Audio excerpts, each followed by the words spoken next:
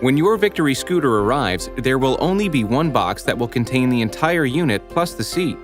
Cut the banding and remove the styrofoam packaging. Be sure to remove the arms from the packaging as well.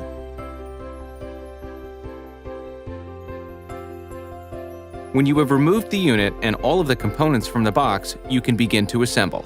Note: no tools are required for assembly. Adjust the tiller to the upright position by loosening the adjustment knob. Remove the battery shroud and connect the batteries and place the battery shroud back in its position.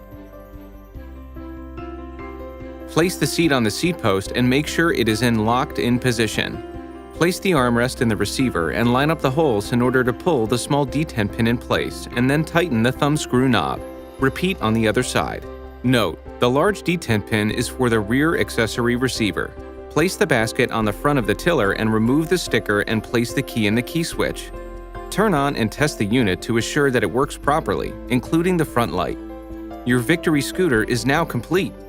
For further assistance, please contact your Pride Mobility representative. And thank you for choosing Pride for all your mobility needs.